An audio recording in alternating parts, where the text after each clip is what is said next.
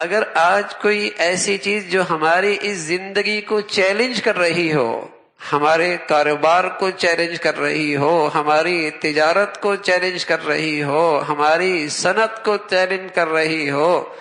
ہماری زندگی کے مفادات کو چیلنج کر رہی ہو، ہم بیدار ہو جاتے ہیں۔ اور اگر کوئی یہ کہہ دے کہ میاں کل کی زندگی تمہاری خطرے میں ہے،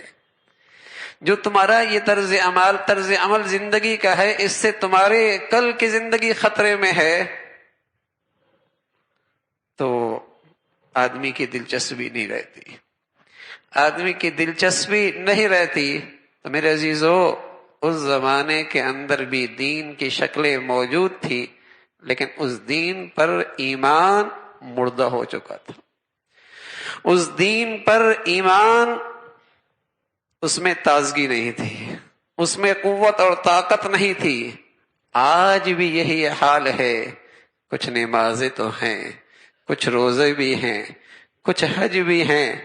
لیکن آج اس دین کی حقیقتوں پر یقین نہ رہا، ایمان تازہ نہ رہا، جس کا نتیجہ میرے عزیزو یہ ہے کہ آج ساری دلچسپیاں اس زندگی سے ہیں، کل کی زندگی سے دلچسپی کوئی نہیں، بات سننے کا جی بھی نہیں چاہتا۔ اس زندگی کے مفادات کے تذکرے ہوں، یہاں کی زندگی کے ترقی اور خوشحالی کی باتیں ہوں، بہت دلچسپی ہے، اس لیے کہ یہ چیزیں مشاہدے میں ہیں، نظر آ رہی ہیں، لیکن کل کی زندگی ایک حقیقت ہے۔ کل جنت کا راحت و آرام ایک حقیقت ہے، کل جہنم کی رسوائی ایک حقیقت ہے، اس دین کی حقیقت ہے، لیکن چونکہ اس پر ایمان مردہ ہو چکا ہے، اس میں جان نہ رہی، اس لیے اس پہ یقین نہیں، اس سے ہمارے اندر حرکت نہیں آتی۔ تو میرے عزیزو،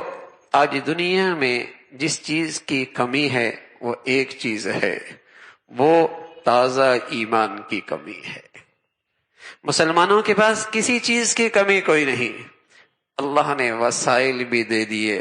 علم و ہنر بھی دے دیا، اور جسے کہیں کہ زمینی خزانے بھی ان کے جھولی میں ڈال دیے، لیکن پھر بھی دنیا کی نظریں ان سے کیوں پھر گئیں اور دنیا کی نظروں میں ذلیل اور رسوا کیوں ہو گئے؟ تو اللہ نے آگاہ فرمایا ہے، وَأَنْتُمُ الْأَعْلَوْنَ إِن كُنتُم مُؤْمِنِينَ،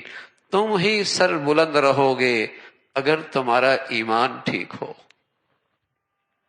وَأَنْتُمُ الْأَعْلَوْنَ إِن كُنتُم مُؤْمِنِينَ، تم ہی سرخرو ہو جاؤ گے، تم ہی سر بلند رہو گے،